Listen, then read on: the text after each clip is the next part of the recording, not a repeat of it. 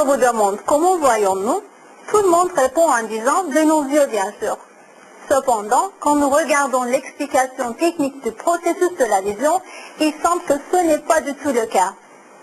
Maintenant, si vous êtes debout, je vous propose de vous asseoir, car je vais vous parler de quelque chose de surprenant, quelque chose qui va changer votre général à la vie.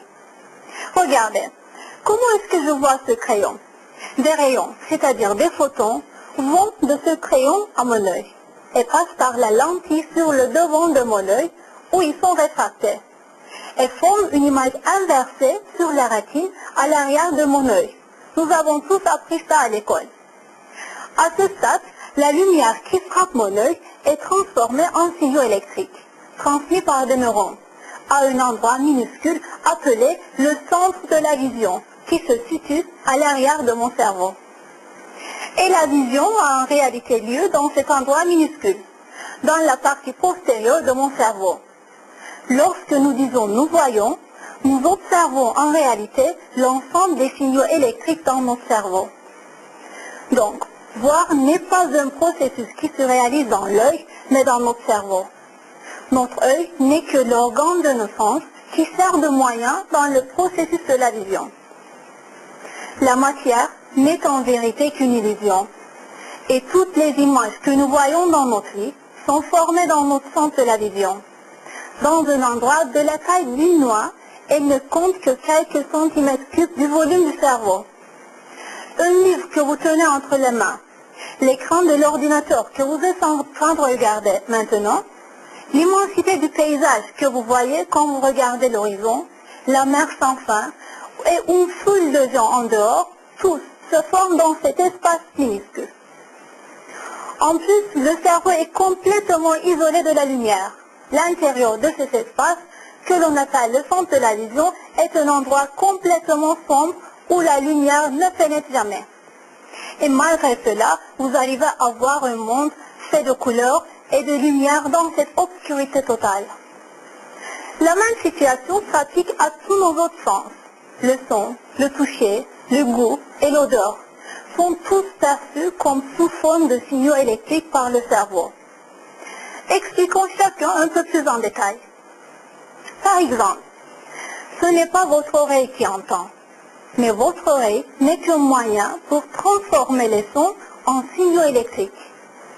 Ces signaux sont ensuite envoyés à votre cerveau où ils sont interprétés comme des sons. En plus, le cerveau est isolé du son, comme il l'est de la lumière. Mais dans notre cerveau, qui est isolé du son et où vit un silence de mort, vous pouvez écouter les symphonies d'un orchestre, entendre tous les bruits d'une place bondée de monde ou le chuchotement de votre famille. Ou quand vous dites que vous sentez l'odeur, ce n'est pas votre nez qui le sent, mais des molécules volatiles atteignent les récepteurs sous les poils délicats de la région épithéliale de votre nez. Ils sont transmis au cerveau en tant que signal électrique et perçus comme une odeur. Tout comme pour le son et la vue, ce qui atteint votre cerveau lorsque vous sentez une odeur, c'est uniquement un ensemble de signaux électriques. De même, quand vous mangez un gâteau, différents types de récepteurs chimiques dans la partie située sur le devant de votre langue transforment les perceptions prises par ce que vous mangez en signaux électriques par une chaîne de processus chimiques, puis les transmettent au cerveau. Et ces signaux sont perçus comme des goûts par le cerveau. Si par exemple, les nerfs du goût qui vont vers le cerveau sont sectionnés, votre cerveau ne pourrait pas connaître le goût de ce que vous avez mangé. Dans ce cas, vous perdriez complètement votre sens de goût. Quant au sens de toucher, quand nous appuyons nos doigts sur la table, c'est une perturbation électrique que nous provoquons sur les électrons et les protons des bouts de nos doigts. Ces perturbations sont ensuite interprétées par notre cerveau et nous disons que nous touchons.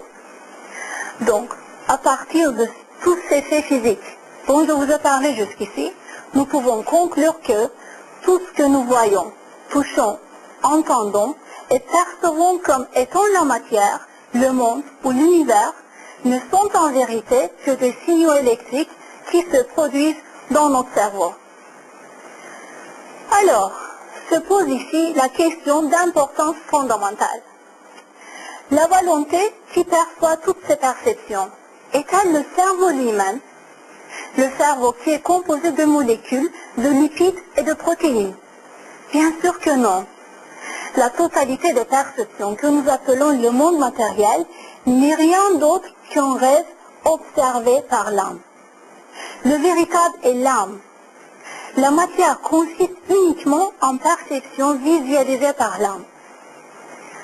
Si ces perceptions ne vous sont pas données, vous ne pourrez ni voir, ni sentir, ni goûter ou ni toucher. Par exemple, vous regardez la télévision. Vous savez qu'il y a un centre qui envoie les signaux sur cette télévision. Et ce que vous voyez sont transformés sur votre écran.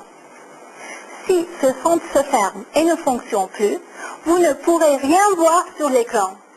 Les images y sont montrées aussi longtemps que le signal continue à être émis par ce centre. Alors, qui donc fait que notre âme voit les choses, les étoiles, la terre, les plantes, les gens, nos corps même et tout ce que nous voyons? Qui peut voir ça? Il est la somme des perceptions et continue sa création sans cesse.